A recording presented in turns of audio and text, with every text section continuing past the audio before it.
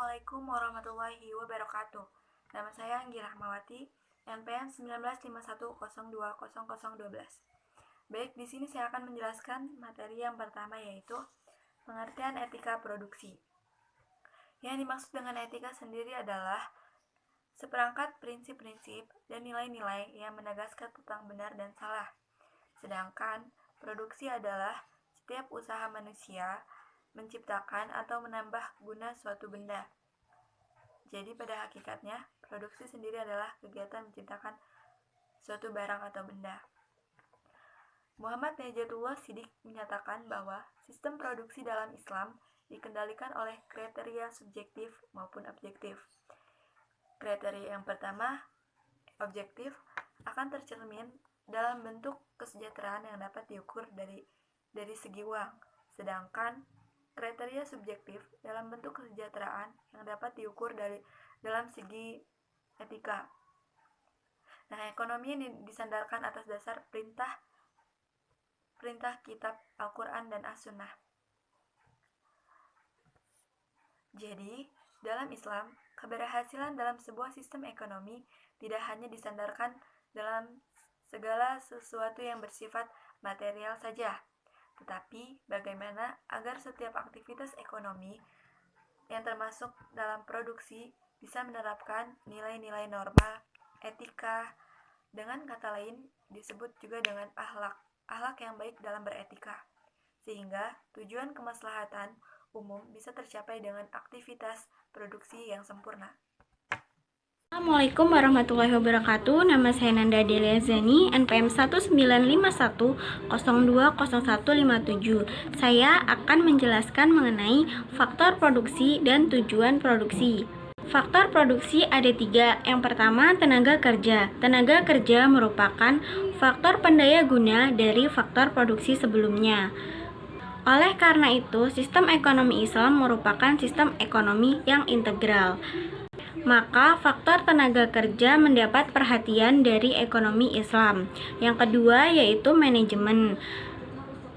Karena adanya tuntunan dalam Islam mengenai leadership, manajemen dalam perspektif Islam merupakan landasan sistem yang mengantarkan keberhasilan sebuah kegiatan ekonomi. Yang ketiga yaitu teknologi. Teknologi adalah ilmu tentang cara menerapkan sains untuk memanfaatkan alam bagi kesejahteraan dan kenyamanan hidup manusia.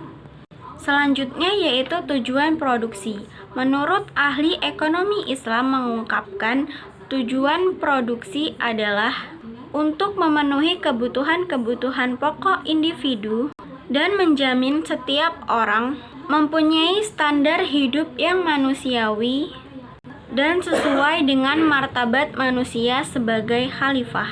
Sekian penjelasan dari saya dan akan dilanjutkan oleh teman saya yang lain. Wassalamualaikum warahmatullahi wabarakatuh.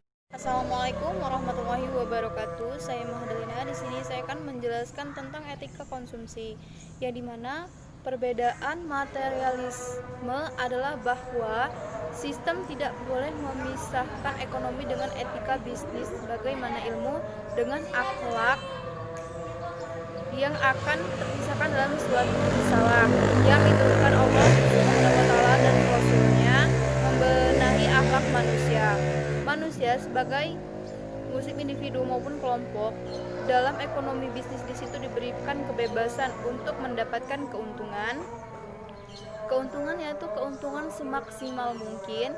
Namun dalam Islam terkait dengan iman dan etika, sehingga tidak bebas mutlak dalam menggunakan harta tersebut. Dalam pakar ekonomi non-muslim mengakui keunggulan sistem ekonomi Islam. Menurut ekonomi Islam telah berhasil menggunakan etika dan ekonomi.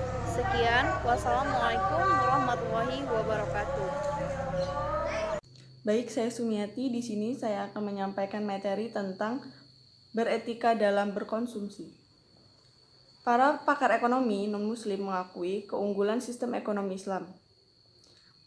Menurut mereka, Islam telah menggabungkan etika dengan ekonomi, sementara sistem kapitalis dan sosialis memisahkan keduanya. Baik, yang pertama, etika dalam berkonsumsi. Untuk mengetahui kebutuhan hidupnya, konsumen yang dilakukan oleh seorang muslim akan sangat erat hubungannya dengan etika dan norma dari konsumen itu sendiri. Menurut pendapat Naqvi, setidaknya ada 4 aksioma pokok dalam konsumsi, yaitu yang pertama tauhid atau unity atau kesatuan. Aksioma ini memiliki 2 kriteria, yaitu yang pertama Rabaniyah, gaya atau tujuan, dan wijah atau sudut pandang. Kriteria yang pertama yaitu mencapai makam ridhonya, sehingga pengabdian kepada Allah adalah cita-cita akhir. Kriteria yang kedua adalah Rabaniyah masdar atau sumber hukum, dan manhaj atau sistem, yang mana kriteria ini merupakan suatu sistem yang ditetapkan untuk mencapai sasaran yang pertama dengan sumber Al-Quran dan Al-Hadis. Yang kedua, kehendak yang bebas atau free will, atau bagaimana manusia menyadari bahwa adanya qada dan qadar, yang merupakan hukum sebab akibat dari kehendak Tuhan. Yang ketiga, halal. Islam membatasi kebebasan dari kehendak dengan hanya mengkonsumsi barang yang halal, yang menunjukkan nilai kebaikan, kesucian, keindahan, serta menimbulkan maslahah yang paling optimal. Yang keempat, sederhana. Hal yang paling penting yang harus dijaga dalam konsumsi adalah menghindari sifat boros dan mempunyai batas sehingga israh dilarang dalam Islam. Assalamualaikum warahmatullahi wabarakatuh. Nama Puji Pawesti, MPM 1951020405. Di sini saya akan menjelaskan tentang prinsip konsumsi dan tujuan konsumsi.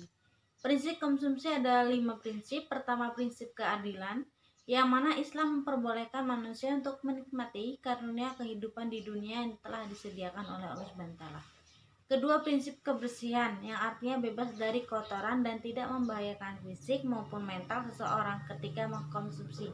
Yang ketiga, prinsip kesederhanaan, yang mana dilarang oleh Allah SWT untuk berlebih-lebihan atau melampaui batas. Keempat, prinsip kemurahan hati, yang artinya telah disediakan oleh Allah SWT karena kemurahannya.